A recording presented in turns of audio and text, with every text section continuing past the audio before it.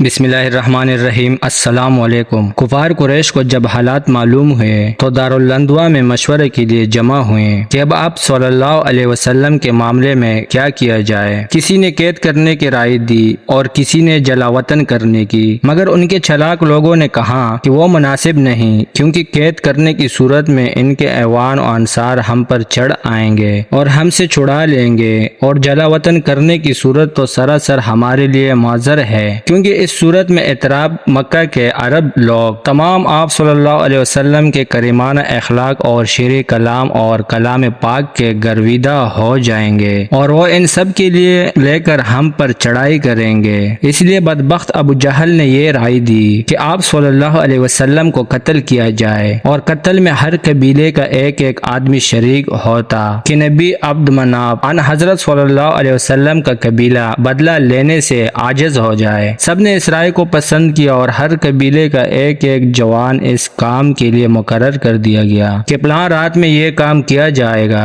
ادھر خداوند عالم نے آپ صلی اللہ علیہ وسلم کو ان کے مشورے کی اطلاع دے دی اور آپ صلی اللہ علیہ وسلم کو ہجرت کا حکم فرمایا۔ جس رات میں کفار قریش نے اپنے خیال خام کو پورا کرنے کا ارادہ کیا تھا اور مختلف قبائل کے بہت سے جوان آپ صلی اللہ علیہ وسلم کے مکان کا محاصرہ کر کے بیٹھ گئے تھے، تو رسول اللہ صلی اللہ علیہ وسلم نے اس وقت ہجرت کا ارادہ فرمایا اور حضرت علی رضی اللہ عنہ کو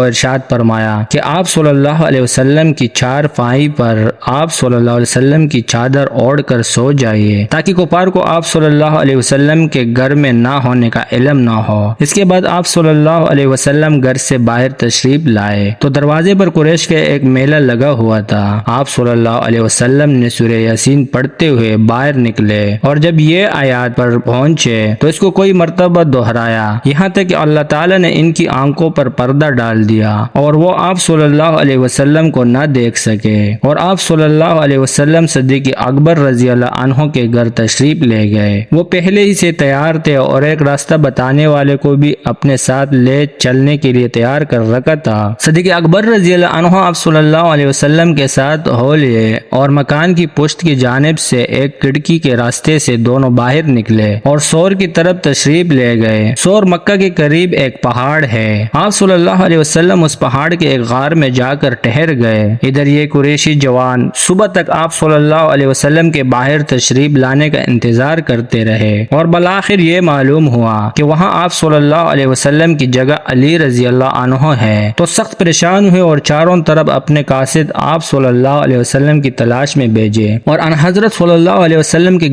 گرفتار کرنے پر 100 اونٹ کا انعام مقرر کیا گیا۔ بہت سے آدمی آپ صلی اللہ علیہ وسلم کی تلاش میں نکل کھڑے ہوئے، اور بعض قیافہ شناس لوگ آپ صلی اللہ علیہ وسلم کے نشان قدم پر تلاش کرتے ہوئے ٹھیک اس غار کے کنارے پر پہنچ بھی گئے کہ اگر ذرا جھک کر دیکھتے تو صاف آپ صلی اللہ علیہ وسلم سامنے تھے۔ اس وقت صدیق اکبر رضی اللہ عنہ غمگین ہوئے۔ رسول اللہ صلی اللہ علیہ وسلم نے فرمایا کہ گھبراؤ نہیں، اللہ تعالی ہمارے ساتھ ہے۔ خدا کی قدرت کی ان سب کی نظر اس غار سے پیر دی گئی، اور کسی نے جھک کر نہ دیکھا، بلکہ ان کے سب سے بڑے چلاک امیہ بن خلف نے کہا کہ یہاں ان کا ہونا ہی محال ہے، کیونکہ بحکم خداوندی اس غار کے دروازے پر رات رات میں مکڑی نے جلا تن دیا تھا اور جنگل کے کبوتر نے گھونسلہ بنا لیا تھا۔ حاشیہ نمبر 1۔ حضرت سہیل فرماتے ہیں کہ حرم کے کبوتروں کی نسل اس کبوتر سے چلی ہے۔ رسول اللہ صلی اللہ علیہ وسلم اور صدیق اکبر رضی اللہ عنہ اس غار میں 3 رات متواتر چھپے رہے، یہاں تک کہ تلاش کرنے والے مایوس ہو کر بیٹھ گئے۔ ان 3 دنوں میں برابر صدیق اکبر رضی اللہ عنہ کے صاحبزادے عبداللہ رات کو خفیہ